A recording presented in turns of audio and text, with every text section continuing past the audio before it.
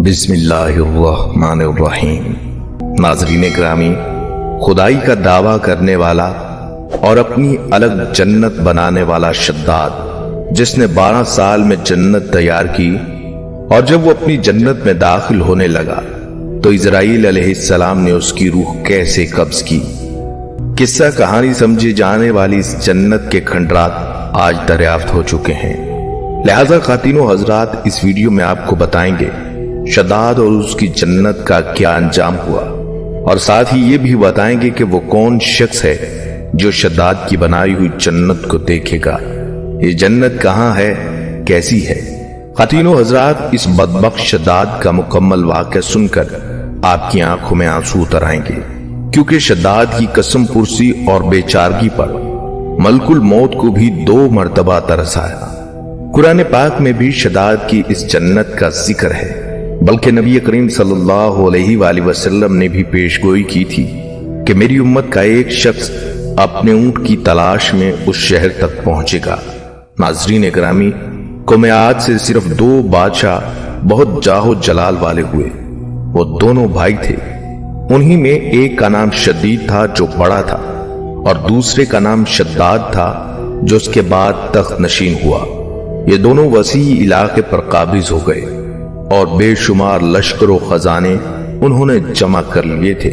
बल्कि मर्दों में शद्दाद ही वो वाहिद शख्स था जिसने जमीनी जन्नत बनाई, और उसने अपनी उस जन्नत का नाम इरम रखा। शद्दाद ने जन्नत बनाने का आइडिया हजरत हूद अलैहिस्सलाम से लिया। हजरत हूद अलैहिस्सलाम ने जब अल्लाह पाक की इबादत का पैगाम शद्दाद को पहुंचाया तो शद्दाद ने ये अल्फाज कहे कि मेरे पास दौलत भी है, इज्जत भी है, शोहरत भी है, खुदा की इबादत करके मैं क्या करूंगा। शद्दाद ने अपने भाई शदीद के बाद सल्तनत की रौनक व कमाल को उरूज तक पहुंचाया। दुनिया के कई बादशाह उसके बाज गुजार थे। उस दौर में किसी बादशाह में इतनी जुर्रत और ताकत नहीं थी कि उसका मुकाबला कर सके। इस तसल्लुत और गलबा ने उसको इतना मगरूर और मुतकब्बर कर दिया कि उसने खुदाई का दावा कर दिया।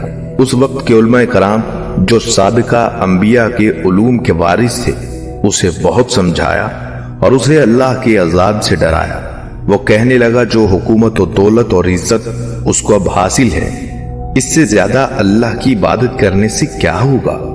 जो कोई किसी की खिदमत और अतात करता है, या तो इज्जत और मनसब की तरक्की के लिए करता है या दौलत के लिए। मुझे तो ये सब कुछ हासिल है, मुझे क्या जरूरत कि मैं किसी की इबादत करूं। समझाने वालों ने यह भी कहा यह हुकूमत और दौलत एक फानी चीज है, जबकि अल्लाह की अतात में उखरवी निजात और जन्नत का हुसूल है, जो दुनिया की हर दौलत से बेहतर और ज्यादा कीमती है। उसने पूछा ये जन्नत कैसी होती है, उसकी तारीफ और खूबी बताओ। नसीहत करने वालों ने जन्नत की वो सिफात जो अंबिया कराम की तालीमात के जरिए उनको मालूम हुई थी उसके सामने बयान की, तो उसने कहा मुझे उस जन्नत की जरूरत नहीं, ऐसी जन्नत तो मैं खुद ही दुनिया में बना सकता हूं। लिहाजा उसने अपने अफसरों में से 100 मोतबर अफराद को बुलाया, हर एक को 1000 आदमियों पर मुकर्रर किया और तामीर के सिलसिले में उन सब को अपना नुक्ता नजर और पसंद समझा दी।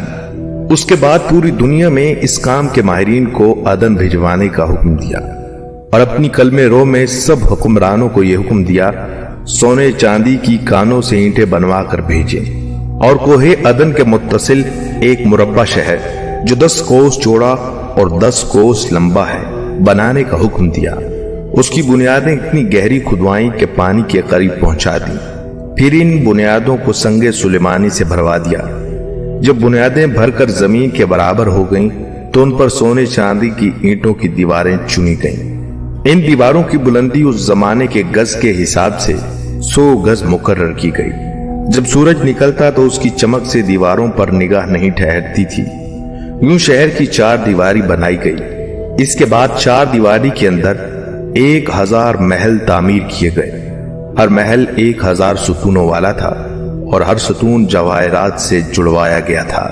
फिर शहर के दरमियान में से एक नहर बनाई गई और हर महल में से इस नहर से छोटी छोटी नहरें ले जाई गई। हर महल की दीवारें और फर्श याकूत, समुर्द, مرجان اور نیلم سے سجا دی گئی۔ نہروں کے کنارے پر ایسے مصنوعی درخت بنائے گئے جن کی جڑیں سونے کی، شاخیں اور پتے زمرد کے تھے۔ ان کے پھل موتی، یاقوت اور دوسرے جواہرات کے بنوا کر ان پر ٹانگ دیے گئے۔ شہر کی دکانوں اور دیواروں کو مشک و زعفران اور عنبر و گلاب سے ثقیل کیا گیا۔ یاقوت و جواہرات کے خوبصورت پرندے چاندی کی دیواروں پر بنوائے گئے جن پر پہرے دار اپنی اپنی باری پر آ کر پہرے کے لیے بیٹھ جاتے۔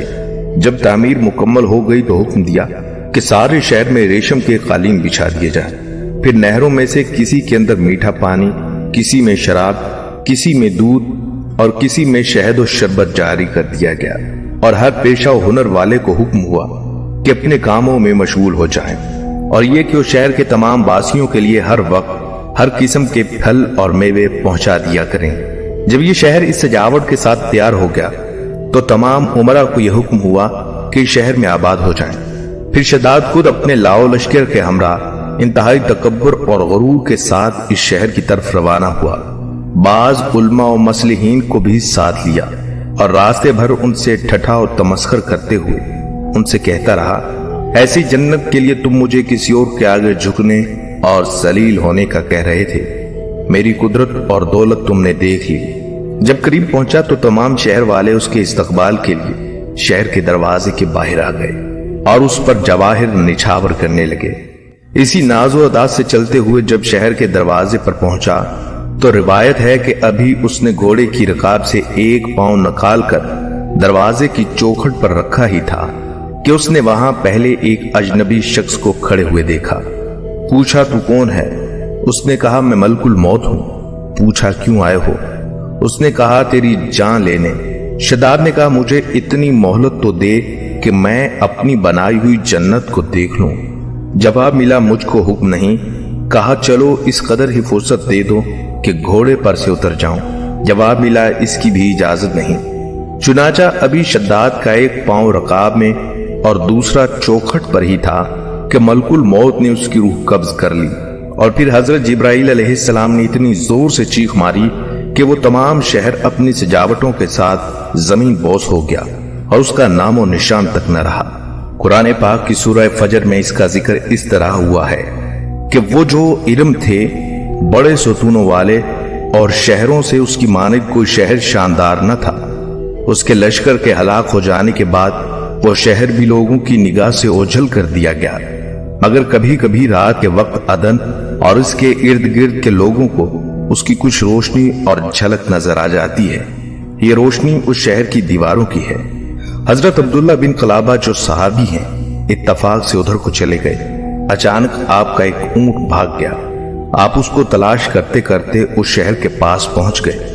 جب اس کے میناروں اور دیواروں پر نظر پڑی تو آپ بے ہوش ہو کر گر پڑے۔ جب ہوش آیا تو سوچنے لگے کہ اس شہر کی صورتحال تو ویسی ہی ہے جیسی نبی کریم صلی اللہ علیہ وآلہ وسلم نے ہم سے شداد کی جنت کے بارے میں بیان فرمائی تھی۔ یہ میں خواب دیکھ رہا ہوں یا اس کا کسی حقیقت سے کوئی تعلق ہے؟ اسی کیفیت میں اٹھ کر وہ شہر کے اندر داخل ہوئے۔ اس کے اندر نہریں اور درخت بھی جنت کی طرح کے تھے، لیکن وہاں کوئی انسان نہیں تھا۔ آپ رضی اللہ تعالیٰ عنہ نے وہاں پڑے ہوئے کچھ جواہرات اٹھائے اور واپس چل دیے۔ وہاں سے وہ سیدھے اس وقت کے دارالخلافہ دمشق میں پہنچے۔ حضرت امیر معاویہ رضی اللہ تعالیٰ عنہ وہاں موجود تھے۔ وہاں جو کچھ ماجرا ان کے ساتھ پیش آیا انہوں نے بیان کیا۔ حضرت امیر معاویہ نے ان سے پوچھا وہ شہر آپ نے حالت بیداری میں دیکھا تھا کہ خواب میں؟ حضرت عبداللہ رضی اللہ تعالیٰ عنہ نے بتایا کہ بالکل بیداری میں دیکھا تھا۔ پھر اس کی ساری نشانیاں بتائیں کہ وہ عدن کے پہاڑ کی فلاں جانب اتنے فاصلے پر ہے، ایک طرف فلاں درخت اور دوسری طرف ایسا کنواں ہے، اور یہ جواہرات یاقوت نشانی کے طور پر میں وہاں سے اٹھا کر لایا ہوں۔ حضرت امیر معاویہ رضی اللہ تعالیٰ عنہ یہ ماجرا سننے کے بعد نہایت حیران ہوئے۔ پھر اہل علم حضرات سے اس کے بارے میں معلومات حاصل کی کہ کیا واقعی دنیا میں ایسا شہر کبھی بسایا گیا تھا جس کی اینٹیں سونے چاندی کی ہوں۔ علماء کرام نے بتایا کہ ہاں قرآن مجید میں اس کا ذکر آیا ہے، مگر اللہ تعالیٰ نے اس کو لوگوں کی نگاہوں سے چھپا دیا ہے۔ خواتین و حضرات، مال و دولت کے غرور اور گھمنڈ میں سرکشی اور تکبر نہ کریں۔ بلکہ ہمیشہ دل میں خوف خدا رکھ کر تواضع اور انکساری کو اپنی عادت بنائیں، اور جہاں تک ہو سکے اپنی زندگی میں اچھے اعمال کرتے رہیں۔